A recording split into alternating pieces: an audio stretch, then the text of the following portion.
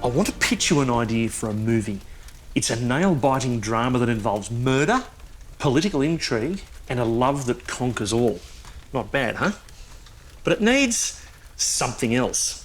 What about a vital document that lay hidden for 50 years, only to be discovered in the most unexpected of places?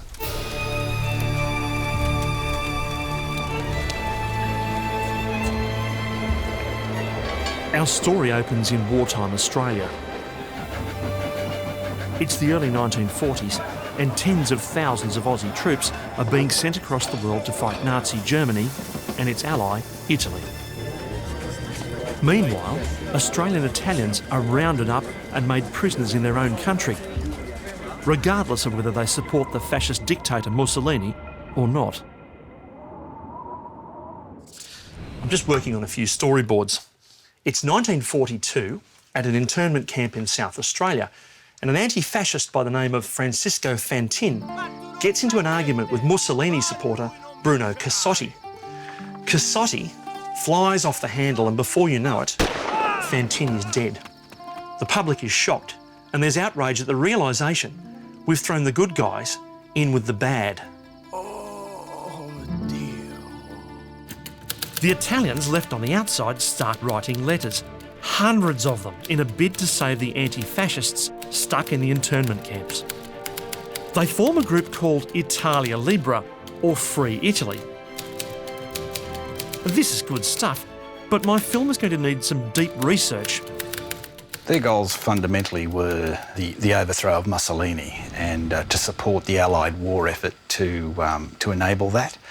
At the grassroots level, they sought the release of Italian anti-fascists from the internment camps on behalf of their loved ones who were eking out an existence while their fathers, their brothers, etc. were interned.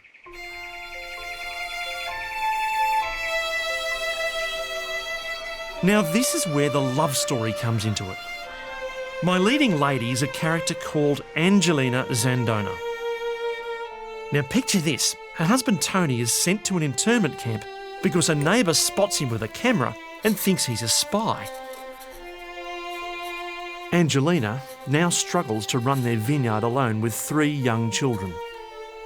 And now's a good time to tell you, this isn't really a film script.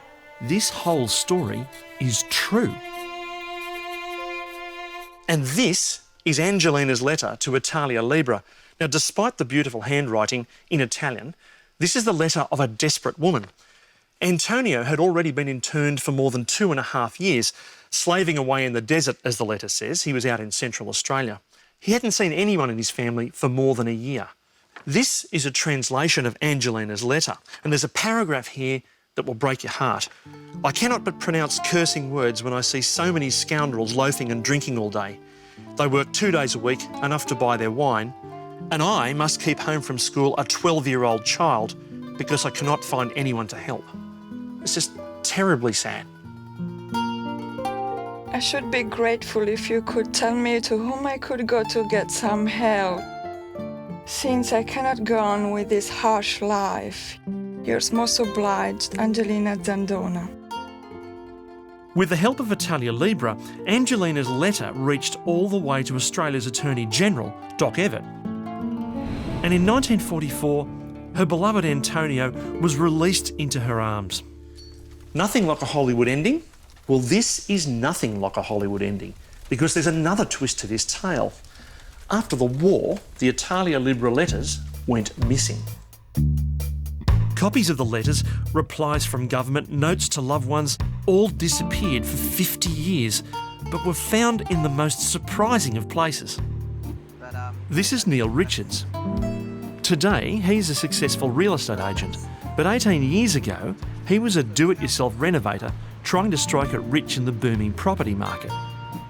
Well, it was just an amazing day because we were very busy at the time renovating the house. The person I had working for me was demolishing this old chimney, and to our amazement, a large box of letters fell out and almost hit him on the head. What did he say? Well, he was amazed by them, and he came to the opinion that they were valuable and historic, and it was him that actually took them to the Mitchell's library, and they were interested in them, and that's how they were preserved. Now, I know what you're thinking. Why were the letters hidden behind the fireplace? Well, it was politics again. After the war came the Cold War, and a lot of the letter writers were worried they'd be outed as communists if the letters fell into the wrong hands. But luckily, after 50 years, someone found the letters intact, which is just as well, because otherwise you might not believe my story. Hello time travellers, thank you so much for watching this video. If you enjoyed it, leave a comment below and don't forget to subscribe to the channel. Until next time, remember, history doesn't repeat, but it certainly echoes.